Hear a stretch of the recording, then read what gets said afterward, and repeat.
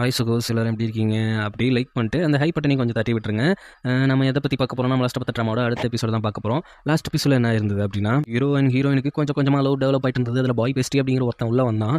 அதில் வந்துட்டு அவன் கேட்கும்போது ஹீரோ லவ் பண்ணல அப்படிங்கிற மாதிரி ஹீரோயின் சொன்னதால் அவன் கடுப்பாகி அங்கேருந்து போயிருப்பான். அதுக்கப்புறம் கொஞ்ச நேரம் கழிச்சு பார்த்தா இவங்க 2 பேரும் இருந்த ரூம் வந்து தீ பிடிச்சிட்டு எரியுது. உடனே ஹீரோ வந்துட்டு உள்ளே போய் பார்த்தா அங்கே அந்த பாய் பெஸ்டி மட்டும் தான் கிடக்குறான். நம்ம ஹீரோயினை காணோம். அப்புறம் பார்த்தா ஹீரோ உள்ளே போயிட்டானோ நினச்சிட்டு அவனுக்கு ஏதோ ஆயிடுச்சுன்னு நினச்சி பத்திரிக்கிட்டு ஓடி வந்துட்டு இருக்கிறான் நம்ம ஹீரோயின்.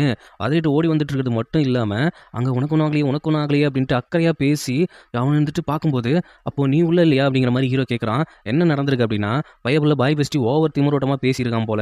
அது மட்டும் இல்லை, அவளுக்கு பிடிக்காத விஷயங்கள் எல்லாத்தையும் பண்ணியிருக்கான் போல. இதனால் ஓங்கி அரைஞ்சிட்டு அங்கேருந்து எப்பயோ கிளம்பியிருப்பா போல. இப்போ எரிஞ்சு விழுந்த ரூமில் இவன் மட்டும்தான் இருக்கான். ஹீரோயின் ஆல்ரெடி முன்னாடியே கிளம்பியிருப்பா. அதுவும் ஹீரோ இருக்க சொன்ன இடத்துல இருந்திருப்பான் அப்படின்னு நினச்சிட்டு இவன் ஹீரோவை தேடி போயிருப்பா. ஆனால் அவன் கோச்சிட்டு தான் இங்கே வந்துருப்பானே.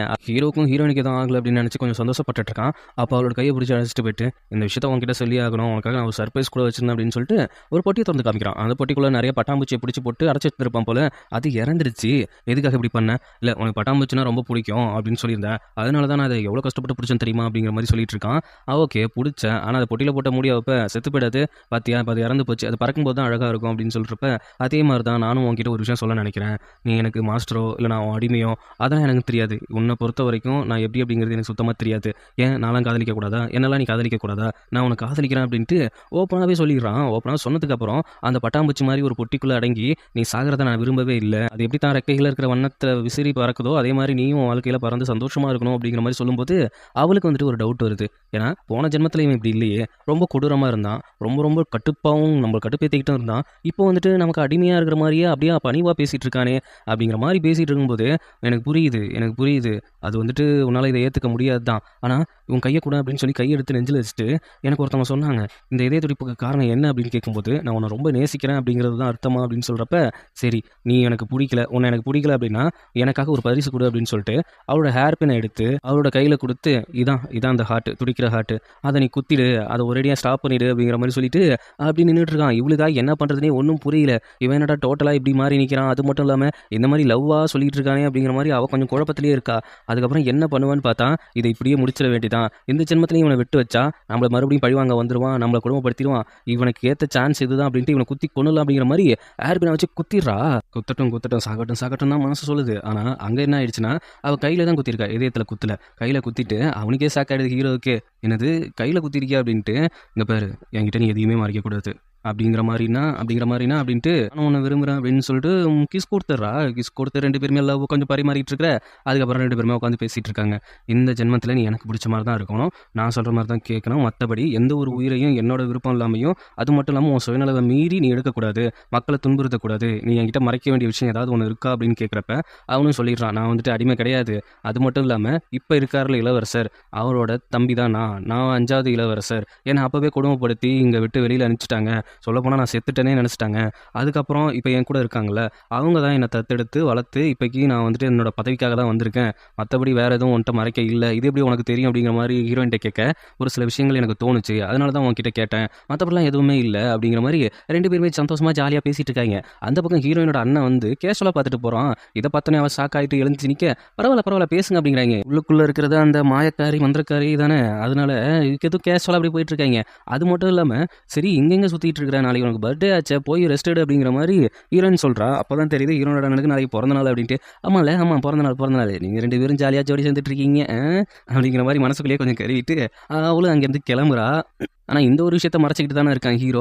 ஐயோ இதை மறைச்சிட்டமே, சரி இதுக்கு ஒரு முடிவு கட்டி ஆகணும், இல்லைனா என்ன கொன்றுவா அப்படிங்கிற மாதிரி யோசிச்சுட்டு இருக்கான். இப்போ 2 பேத்துக்கும் மத்தியில் மாட்டிட்டு முழிச்சிட்டு இருக்கிறான். அதான் உண்மை. நேராக ஹீரோ போயிட்டு அஸ்டண்ட் பொண்ணுக்கிட்ட நாளைக்கு வர பிறந்த நாள்னு சொல்கிற, அது மட்டும் இல்லாமல் எப்படி சமாளிக்க போகிற அப்படின்னு கேட்கும்போது இங்கே பாருங்க மாஸ்டர், நான் வந்துட்டு ட்ரிங்க்கு குடிச்சாதான் இந்த விஷயங்கள் மாறி போகும், நாங்கள் 2 பேரும் மறுபடியும் பழைய மாதிரி பாடி சோப் ஆகிப்போம், அதனால் நாளைக்கு எப்படியாவது நான் ட்ரிங்க் குடிக்கிறத மட்டும் தவிர்த்துருங்க, மற்றபடி வேறு எதுவும் பிரச்சனை இல்லை அப்படிங்கும்போது ஏன்டா அதுதான்டா மெயின் பிரச்சனை அப்படிங்கிற மாதிரி அவங்க புலம்பிட்டு இருக்கிறான்.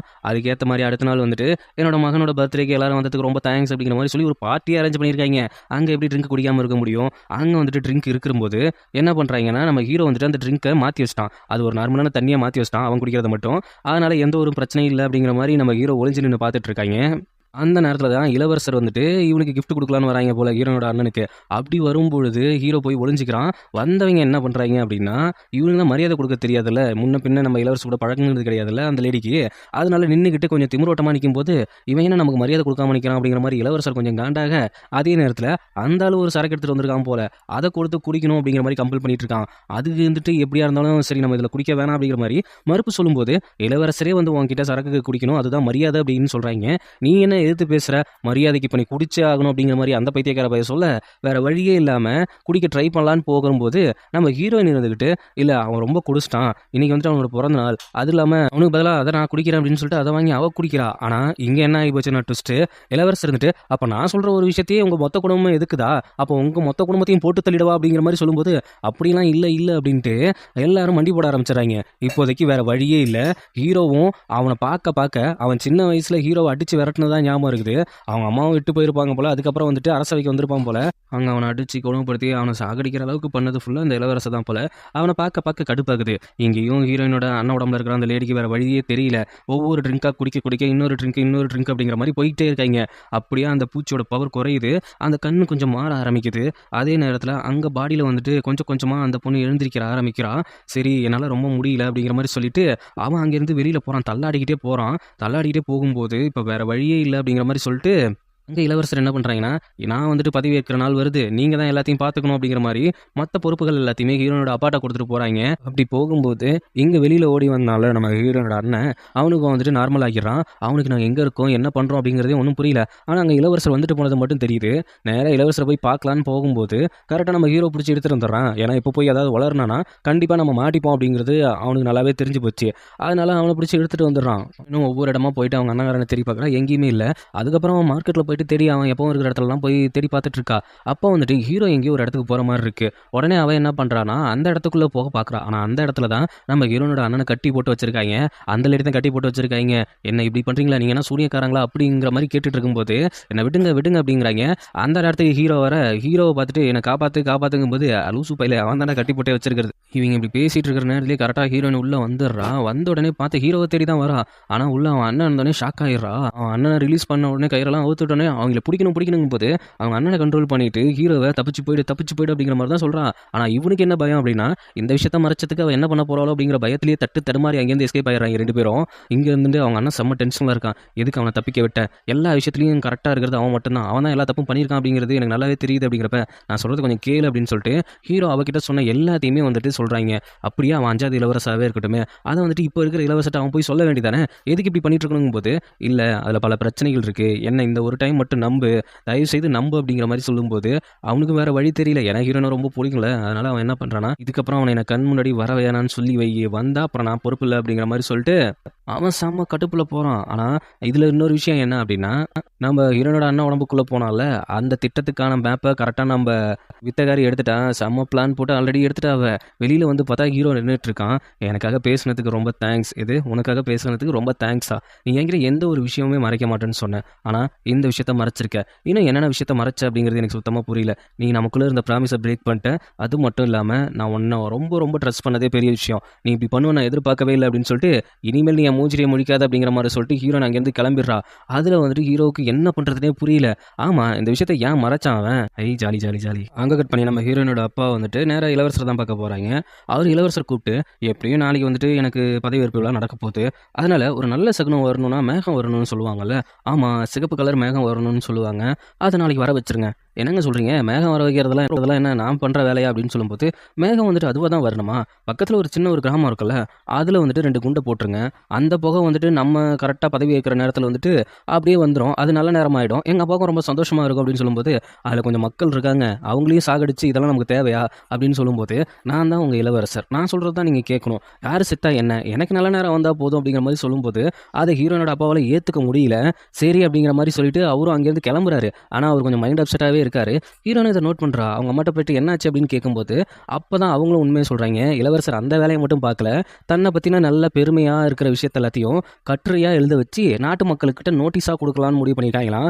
அது மட்டும் இல்லாமல் போலியாக நம்ம இளவரசர் படித்த மாதிரி எல்லாருக்கிட்டையும் ஒரு ஆவணம் வாங்கி வச்சிருக்காங்களாம். இதெல்லாம் பண்ணோம், நாளைக்கு வந்துட்டு இந்த நாட்டு மக்களை அழிக்கணும் அப்படிங்கிற மாதிரி ஒரு முடிவு பண்ணியிருக்காங்க பக்கத்து வில்லேஜ் மக்களை. அதுக்கு குண்டு போடுறதுக்கு யாரை நியமனம் பண்ணியிருக்காங்கன்னா நம்ம ஹீரோனோட அப்பாவை தான் நியமனம் பண்ணியிருக்காங்க. அந்த ஆள் குழப்பத்தில் என்ன பண்ணுறாங்கன்னு தெரியாமல் நேராக பேரரசருக்கு லெட்டர் எழுதிடுறாரு இளவரசரை பற்றி. ஆனால் சுற்றி இருக்கிற கைக்கூலிங்கள்லாம் ஒரு சிலது இருக்கும்ல சுற்றி, அதெல்லாம் என்ன பண்ணுது, நேராக போயிட்டு பேரரசிட்ட போய் சேர வேண்டிய லெட்டரை இளவரசர்கிட்டே கொண்டு கொடுத்துட்றாங்க. அந்த ஆள் செம்ம கடுப்பாயிடுறான். என்ன தைரியம் இருந்தால் எனக்கு எதிராகவே நீ வேலை பார்ப்ப, உன் மொத்த குடும்பத்தையும் நான் அழிக்கிறேன் பாரு அப்படின்ட்டு இவன் ஏதோ பிளான் பண்ணுறான். நான் பதவி ஏற்றதுக்கு அப்புறம் முதல் செய்ய வேண்டிய வேலையை உன் மொத்த குடும்பத்தையும் அழிக்கிறதா அப்படிங்கிற மாதிரி முடிவு பண்ணிட்டு இருக்கான். இந்த விஷயம்லாம் கேள்விப்பட்ட ஹீரோயின் என்ன பண்ணுறதுனே தெரியாமல் நேராக போயிட்டு ஹீரோ கிட்ட தான் ஹெல்ப் கேட்டு நிற்கிறான். அவனும் எதிர்பார்த்தான், நீ வருவே அப்படிங்கிறது எனக்கு தெரியும், என்ன பண்ணணும் அப்படின்னு சொல்லும்போது இந்த மாதிரி அந்த கிராமத்தையே அழிக்க போகிறாங்க, அதை தடுத்து நிப்பாட்டணும், அது உனக்கு சம்மந்தப்பட்ட வேலை இல்லை தான், அப்படி இருந்தாலும் நீ இதை பண்ணணும் அப்படிங்கிற மாதிரி ஹீரோயின் கேட்குறா. சரி அப்படிங்கிற மாதிரி ஹீரோவும் ஒத்துக்கிறான். அதுக்கப்புறம் அடுத்த நாள் வந்துட்டு பதவியேற்பு விழா வருது. இளவரசர் வந்துட்டு பதவியேற்பதுக்காக என்னோட அருமை பெருமை எல்லாமே இங்கே இருக்கிற அமைச்சர்கள் சொல்லுவாங்க அப்படின்னு சொல்லி அவங்க ஒவ்வொரு விஷயத்த கொடுக்குறாங்க. அப்படி கொடுக்கும்போது பேரரசுக்காக ரொம்ப சந்தோஷம், நம்ம பையனா இந்த அளவுக்கு அப்படிங்கிற மாதிரி சந்தோஷப்பட்டு இருக்காங்க. அந்த நேரத்தில் அந்த சிகப்பு கலர் மேகமும் ஆப்போசிட்ல வர, ஆகா இளவரசர் பதவி ஏற்ற நேரம் இவ்வளோ நல்ல நேரமா, மேகம்லாம் ரொம்ப கூடி வருது, ரொம்ப ரொம்ப நல்ல நேரம் அப்படின்னு சொல்லும்போது பேரரசருக்காக சந்தோஷம் தாங்க முடியலன்னு சொல்ல முடியாது, ரொம்ப குஜாலிட்டியா இருக்காரு. அப்படி இருக்கிற நேரத்தில் அதுக்கப்புறம் இன்னும் நிறைய பேர் வந்துட்டு அவர் அறிவு திறமை எல்லாத்தையுமே நாங்கள் பட்டியல் போட்டு எடுத்துட்டு வரோம், அது மட்டும் இல்லாமல் அவங்க செஞ்சது நல்லது எல்லாத்தையுமே இந்த அட்டவணையில் இருக்கு அப்படின்ட்டு ஒரு அட்டவணை அடுக்காக கொடுக்குறாங்க எல்லா அமைச்சருமே. ஆனால் அந்த அட்டவணையில் என்ன இருக்குன்னா, இந்த ஆளு ரொம்ப கேவலமானவன், இருக்கிற நிலத்தெல்லாம் பிடிச்சி பிடுங்குறவன், அது மட்டும் இல்லாமல் அடுத்தவங்க நல்லா இருந்தாவே எங்களுக்கு சுத்தமாக பிடிக்காது அப்படிங்கிற மாதிரி சொல்லி இப்படிப்பட்ட ஆள் நமக்கு இளவரசராக இருக்கவே தேவையில்லை அப்படிங்கிற மாதிரி எழுதியிருக்கு.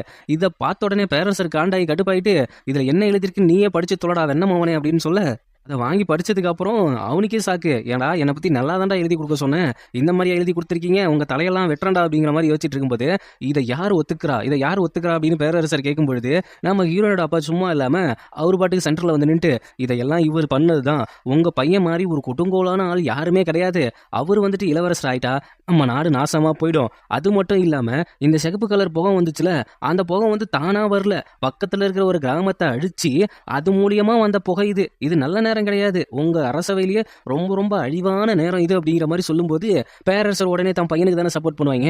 அவங்க என்ன சொல்றாங்கன்னா, நீ சொல்றது மட்டும் பொய்யா இருந்ததுன்னா உன் மொத்த குடும்பத்தையும் நான் போட்டு தள்ளிடுவேன் அப்படிங்கிற மாதிரி சொல்லிட்டு இருக்கீங்க. ஆனா நம்ம ஹீரோனோடப்பா இது மட்டும் பொய்யாவே இருக்கட்டும், ஏன் உயிரே போகட்டும், அதை பத்தி கவலையே கிடையாது, ஆனா இப்படி ஒரு கேப் மாதிரி வந்துட்டு நமக்கு இளவரசரா வரக்கூடாது அப்படிங்கிற மாதிரி சொல்ல அந்த ஆளு ரொம்ப ஷாக்காயிடுறான். இதெல்லாம் போய் என் மேல சூட்டப்பட்ட பட்ட பகல் போய் அப்படிங்கிற மாதிரி சொல்லும்போது அதனடா பட்ட பகல் போய் அப்படின்ட்டு அங்கிருந்து ஹீரோ நடந்து வரும்போது யாருப்பா நீ சம்பந்தமே இல்லாம உள்ள என்டர் ஆகுற, அது மட்டும் இல்லாம நீ வந்துட்டு அது பொய் இல்லைன்னு சொல்ற, உன்கிட்ட என்ன ஆதாரம் இருக்கு அப்படிங்கிற மாதிரி கேட்கிறப்ப அதுக்கான ஆதாரங்கள் என்கிட்ட இருக்கு, நிறைய விஷயம் நிரூபிக்கப்பட்டிருக்கு, இன்னும் உங்க பையனுக்கு நீங்க முட்டு கொடுத்துட்டு இருக்கீங்களே, இதெல்லாம் நியாயமா? என்னோட அரசவை சம்மந்தப்பட்ட விஷயத்துல வெளியாட்கள் யாருமே வந்துட்டு சம்மந்தப்படக்கூடாது, நீ யார் அப்படிங்கும்போது யோ அப்பா என்னையும் அடையாளம் தெரியல உனக்கு, நான் தான் 5வது இளவரசர் அப்படின்னு சொல்லும்போது இதை கேட்ட உடனே நம்ம இப்ப இருக்கிற இளவரசருக்கு செம்ம சாக்காயிடுது.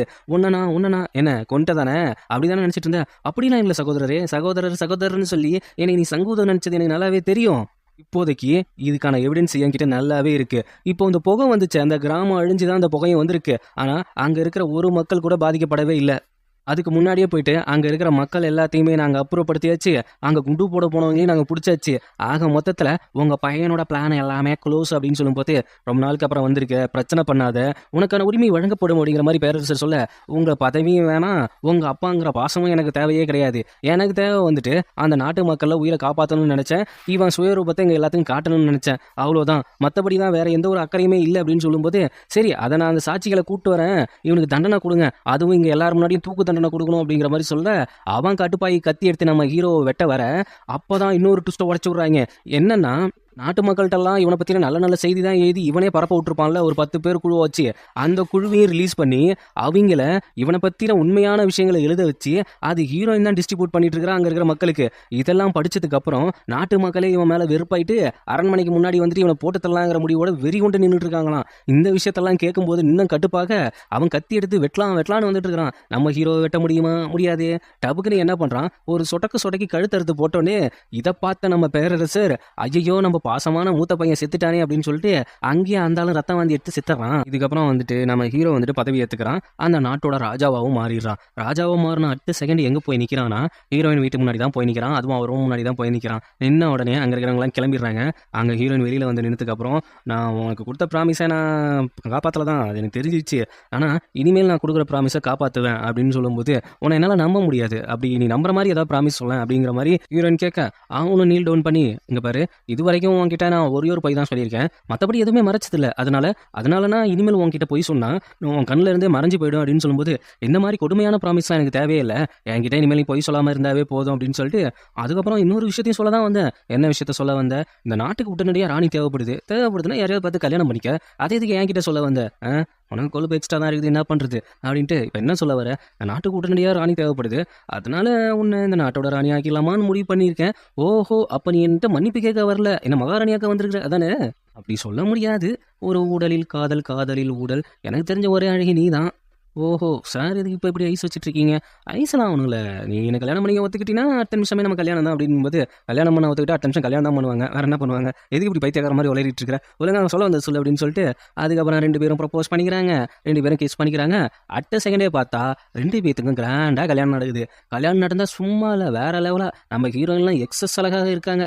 ஹீரோவை பார்க்கணுமே, இவ்வளோ நாள் தரைய பறக்காம வச்சு போட்டு கிடந்தான், இன்னைக்கெல்லாம் ஹேர் ஸ்டைல் செம்மையாக இருக்குது. 2 பேரும் அப்படியே அழகாக கல்யாணம் பண்ணிட்டு அந்த அரியணையில் ஏறி உட்காரும் போது சபாடா எல்லா ப்ராப்ளமும் முடிஞ்சிச்சு, ட்ராமாவும் முடிஞ்சிச்சு அப்படின்னு நான் நினச்சிட்டு இருந்த நேரத்தில் அங்கே ஒரு லேடியை கொண்டாந்து உட்கார வைக்கிறாங்க. அந்த லேடியை பார்த்தோன்னே ஹீரோ ஜர்க்காகி ஹீரோயின் கையில் பிடிச்சிட்டு இருந்தவன் டப்புக்குன்னு கையை விட்டுட்டு உன்னை யார் இங்கே வர சொன்னது அப்படிங்கிற மாதிரி கேட்குறான். அந்த லேடியும் நான் உன்னை பார்க்க வரக்கூடாதா இத்தனை வருஷங்கள் கழிச்சு அப்படிங்கிற மாதிரி சொல்லுது. இதோட இந்த எபிசோட் முடியுது.